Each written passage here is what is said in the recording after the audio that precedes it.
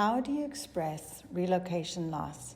As an expatriate with over 38 years of my life, having lived outside of my home country, South Africa, this is a question that I have delved into in my solo exhibition. The first thing my audience saw on entering my exhibition was the setup for my interactive installation involving 6 palm saplings that I had rescued and nurtured from the canopy of palm trees that were indiscriminately chopped down in my immediate neighborhood in Lome, Togo. The intense emotions I felt when seeing these magnificent trees felled served as the impetus for my work. The more I contemplated my emotions, the more I realized that my grief was also an expression of the unprocessed grief I had because I had moved countries so many times in my life. As an expatriate, with each move, you have grief you have to deal with, and I had not successfully dealt with mine. As part of an interactive installation, I asked my audience to write on machetes the words that they associate with the losses that they experience when they move countries. And so you can see the names and the phrases that they have written on the machetes and then stuck on this glass as part of the interactive installation, indicating the key ideas that came to mind. As part of my research, I approached 35 participants to take part in a questionnaire that asked them all sorts of questions related to their experience of loss and what it was that they actually did in order to re-establish hope. This poster summarized my research findings, displaying the top 10 key words used to describe relocation loss and the main themes which featured throughout the responses. And you will see that a lot of these words are written into my artworks or become the titles of some of the works. Discarded items remind me of tough decisions taken to reduce my family's household to fit within baggage restrictions. Resultingly, these items remind me of the need to part with sentimental possessions. They also represent the void formed by the person's absence. My resulting bricolage installations, floor sculpture, and wall hangings express the main themes and words identified through my research. These 3 abstract studies were called grief studies, and they became the basis upon which I later developed my larger artwork, Grieving from a Distance. Throughout Africa, machetes are used agriculturally and in the felling of trees, but they also symbolize loss through their use as weapons. Machetes have come to symbolize for me the feelings of dismemberment, dislocation, and isolation one feels when first trying to adjust to a new country. Through experimentation, I discovered that by using homemade printing ink made from dishwashing liquid, acrylic paint, and clothing dyes, I could create unique monoprints from the blade of machetes. These prints then inspired me to develop themes that reflect the expatriate experience of loss. In the center of this exhibition space, I had a table set up with cut-out paper machete prints for my audience to write on, as I explained previously in my video.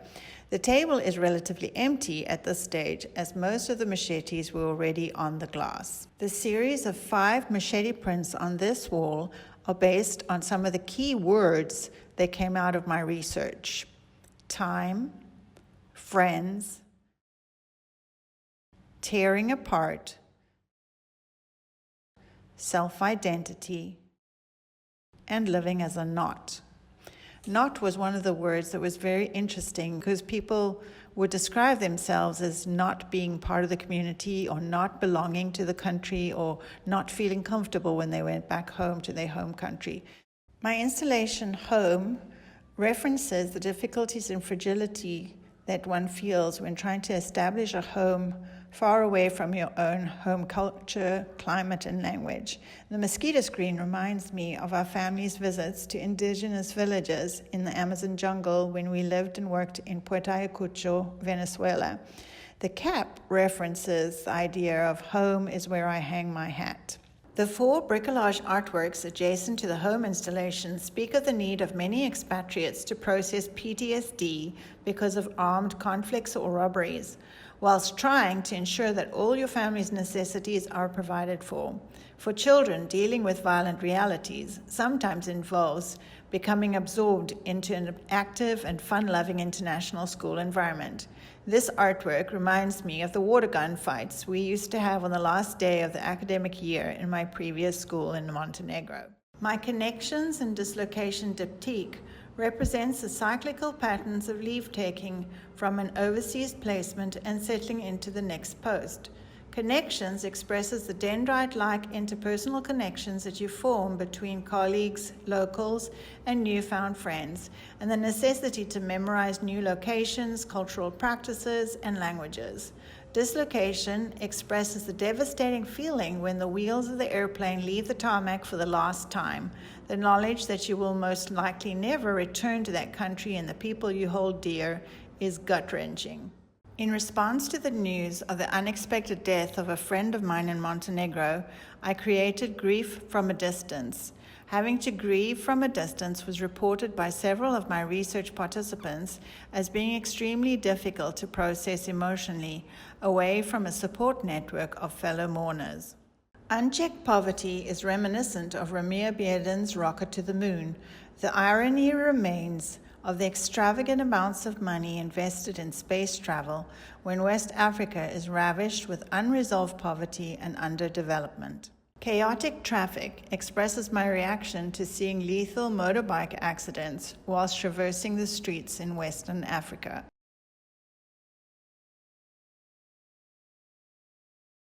This deconstructed wallet, which still had indications of the original owner, speaks of the fact that as an expatriate one grapples with one's identity. Finding this little infant shoe on the side of the road reminded me of my daughter's friend when we lived in Lesotho, and it made me long for the deep friendships that I've had over the past years.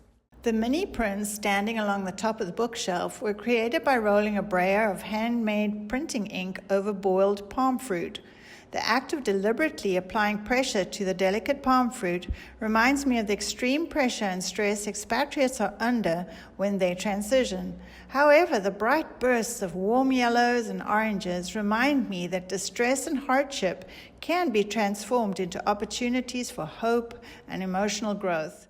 I think the main takeaway that I wanted from the exhibition was to encourage people to process their thinking, process their trauma, process their struggles, and then to try and find ways to push through those and to be able to find hope, find balance. And I think the message of hope did come through clearly, even though people, got to see the traumatic things like armed robberies and PTSD and things like that are often associated with an expatriate's lifestyle. I think they managed to get the idea of hope, particularly through the little mini prints that I made that all express hope and kind of like the energy and the little spark of life that hope can bring in a dark situation. But they also really connected with the interactive installation that I had with the palm trees and the fact that they could actually write their struggles, their losses on machetes and stick them onto the glass. I think that act of being a part of the display really meant a lot to them. And then as well as that, I had these little moringa trees available for them to take home as a symbol of hope and to nurture it and to grow it. I had explained in my presentation that a lot of my research participants had said that being out into nature and being able to grow and nurture plants had actually helped them to restore hope. And so it was great to see that people were willing to take the trees and were taking it as a symbol of hope. So all in all, I really have enjoyed the rewards of having an exhibition. It was a lot of work, but I do see the benefit of being able to bring your work to the public. And my hope is that people will take away the understanding of needing to process their loss and needing to seek ways of finding hope.